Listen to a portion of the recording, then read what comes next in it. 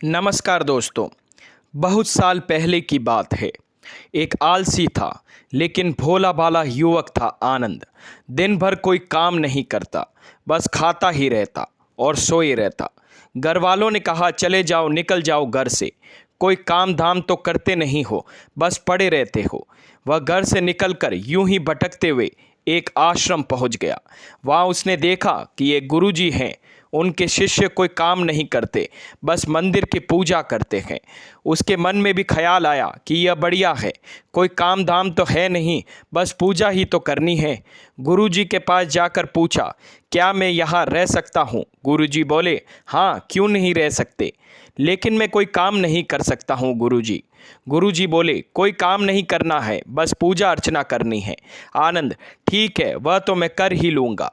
अब आनंद महाराज आश्रम में रहने लग गए। ना कोई काम न कोई धाम, बस सारा दिन खाते रहो और प्रभु भक्ति में भजन गाते रहो। महीना भर हो गया, फिर एक दिन आई एकादशी।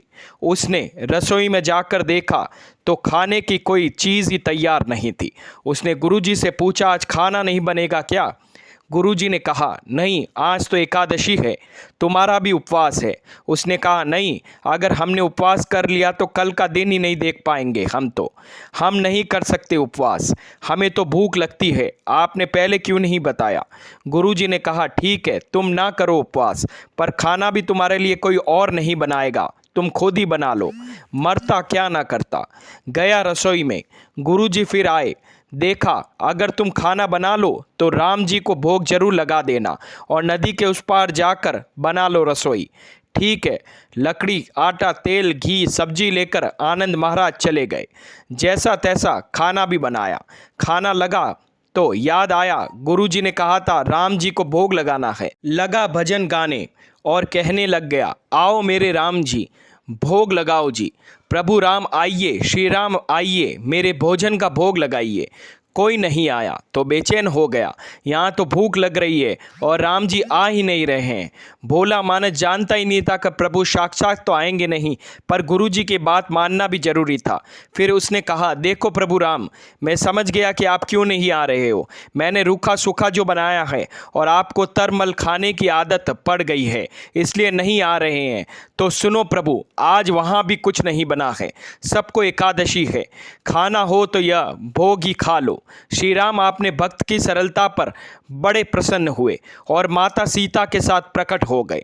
भक्त असमझ में, गुरुजी ने तो कहा कि राम जी आएंगे, पर यहाँ तो माता सीता भी आई है और मैंने तो भोजन बस 2 लोगों का बनाया है। चलो कोई बात नहीं, आज इन्हें ही खिला देते हैं। बोला, प्रभु मैं भूखा रह गया, लेकिन मुझे आप दोनों को देखकर बड़ा अच्छा लग रहा है, लेकिन अगली एकादशी पर ऐसा न करना, पहले बता देना कि कितने जने आ रखे हैं, और हाँ, थोड़ा जल्दी ही आ जाना। राम जी उसकी बात पर बड़े मुद्रित हुए। प्रसाद ग्रहण कर वे चले गए। अगली एकादशी तक यह भोला मानस सब भूल गया। उसे लगा प्रभु ऐसे ही आते होंगे और प्रसाद ग्रहण करते होंगे। अगली एकादशी आई। गुरुजी से कहा, मैं चला अपना खाना बनाने, पर गुरुजी, थोड़ा ज़्यादा अनाज लगेगा, वहाँ 2 लोग आते हैं। गुरुजी मुस्कुराए, भूख के मारे बावला हो गया है। ठीक है, ले जा, और अनाज भी ले जा। अब की बार उसने 3 लोगों का खाना बनाया। फिर गुहार लगाई, प्रभु राम आइए, सीताराम आइए, मेरे भोजन का भोग लगाइए। प्रभु की महिमा भी निराली है। भक्त के साथ कौतुक करने में उन्हें बड़ा ही मजा आता है। इस बार वे अपने भाई लक्ष्मण, भरत, शत्रुघ्न और हनुमान जी को भी लेकर आ गए। भक्त को चक्कर आ गया। यह क्या हुआ, एक का भोजन बनाया तो 2 आए, आज 2 का खाना ज़्यादा बनाया तो पूरा खानदान ही आ गया। लगता है आज भी भूखा ही रहना पड़ेगा। सबको भोजन लगाया और बैठे बैठे देखता रहा। अनजाने में ही उसकी भी एकादशी हो गई। फिर अगली एकादशी आने से पहले गुरुजी से कहा, गुरुजी, ये आपको प्रभु राम जी अकेले क्यों नहीं आते हैं? हर बार कितने सारे लोग लेकर आते हैं, इस बार अनाज ज़्यादा देना। गुरुजी को लगा कहीं अनाज बेचता तो नहीं है, देखना पड़ेगा जाकर। भंडार में कहा, इसे जितना अनाज चाहिए दे दो, और छुपकर उसे देखने चल पड़े। इस बार आनंद ने सोचा, खाना पहले नहीं बनाऊंगा, पता नहीं कितने लोग आ जाएं, पहले बुला लेता हूँ, फिर बनाता हूँ। फिर टेर लगाई, प्रभु राम आइए, श्री राम आइए, मेरे भोजन का भोग लगाइए।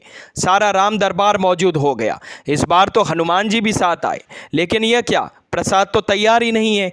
भक्त ठहरा भोला बाला, बोला प्रभु इस बार मैंने खाना नहीं बनाया है। प्रभु ने पूछा क्यों? बोला मुझे मिलेगा तो है नहीं, फिर क्या फ़ायदा बनाने का, आप भी बना लो और खुद ही खा लो। राम जी मुस्कुराए, सीता माता भी गदगद हो गई और उसके मासूम जवाब सुन करके बहुत ही गदगद हो गई। लक्ष्मण जी बोले क्या करें प्रभु?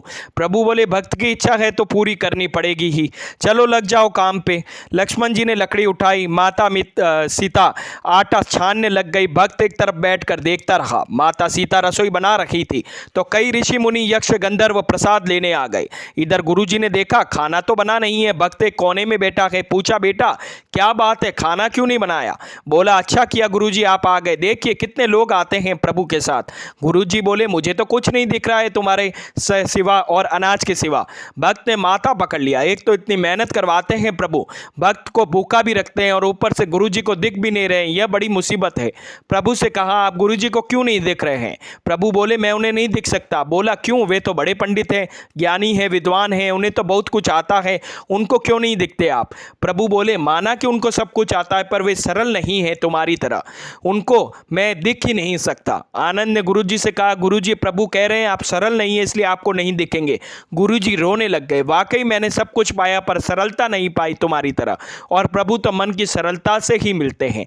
प्रभु प्रकट हो गए और गुरुजी को भी दर्शन दे दिए।